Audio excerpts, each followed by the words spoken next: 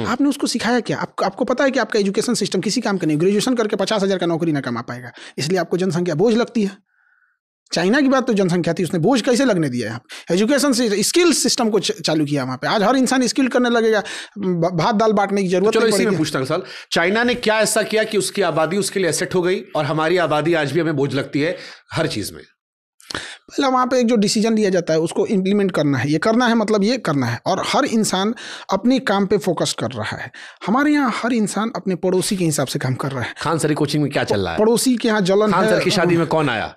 Khan sir की मेहरारू photo काहे नहीं दिख रहा? हाँ। खान सर कंघी काहे ऐसे करते हैं? खान सर का बुसट का रंग ही काहे है?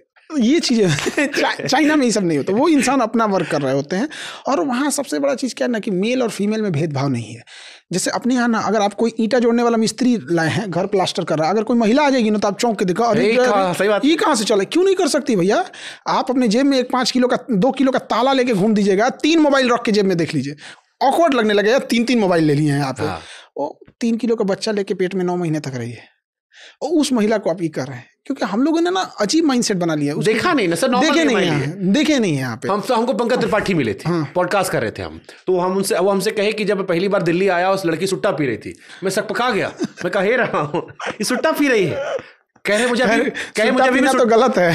फिर कहे तो मैंने कहा अब मेरे गांव वालों से मेरा नहीं पड़ता। मैंने क्यों? बोले हमारा माइंडसेट अलग हो गया, मुझे सुट्टा पीने से भी दिक्कत है, लेकिन लड़कियों के इसलिए दिक्कत नहीं कि वो लड़की है, इसलिए दिक्कत है सेहत के लिए खराब है, लेकिन लड़की पी रही है अब उस बात से दिक्कत नहीं है। पहली बार जब मैं निकला तो मैंने कहा हे राम, ये कैसे पी सकती है रे, ये तो कच्चा पेन घूम रही है। और बड़े मासूमियत से उन्होंने समझाया मुझे, तो ये मुझे रियलाइज हुआ कि एजुकेशन या बेहतर कल्चर से चीजें बेहतर हो सकती है, लेकिन फिर वही हरात भी कहाँ निकलेगा। देखिए चाइना जो है ना स्किल पे बहुत आगे वर्क करने के। आपको यहाँ पे ऐसा दुनिया का कोई घर है जहाँ चाइनीज सामान नहीं है? नहीं, हो ही नहीं सकता वहाँ पे। अब चाइना का हर चीज़ है तो वहाँ तक सोच रहा है चाइना। तो प्रोडक्शन चीज़ों करिए जहाँ जो चीज़ें हैं। अब आप एक सिंपल सा चीज़ बताते हैं, चाइना वाले जो हैं सब बहुत सारी चीज़ का मतलब डंप, जैसे चाइना ने इस पे टेरिफ लगाया, अमेरिका ने चाइना पे टेरिफ लगाया, उसको कोई टेंशन नहीं, वो अफ्रीका में ले जाकर पलट देगा यहाँ पे। लेकिन एक छोटा बिजनेसमैन कहता है कि हमारे पास मार्केट कहाँ है? आपके बगल में नेपाल है, भर दीजिए। बगल में तो नेपाल है, यहाँ पे भर सकते हैं, भूटान है, बांग्लादेश है, नहीं भर पा रहे हम लोग। ये एक बड़ी समस्या है। हमारा सबसे लड़ाई भी चल रहा है आजकल। तो खैर ये तो एक इंटरनेशनल इशू हो जाता है, लेकिन एक बिजनेस व्यापार के लिए तो जरूरी है। अच्छा, बॉयकॉट पाकिस्तान हो जाता है, लेकिन पाकिस्तान को चाइना हथियार देता है। पाकिस्तान में ये भी खबर आई थी कि वहां अंदर चाइना बैठ के मॉनिटरिंग कर रहा था ऑपरेशन सिंदूर के दौरान। हमारे देश में हम चाइना के लिए गुस्सा क्यों नहीं दिखाते?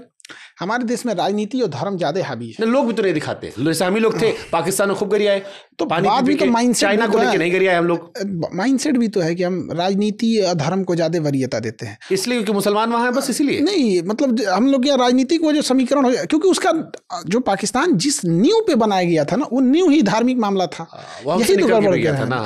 अगर हमसे कोई विवाद रहता तो जाता, अगर कोई हम उसका ख्याल नहीं रखते तो हमको समझ में आता हमने कुछ नहीं किया उसका।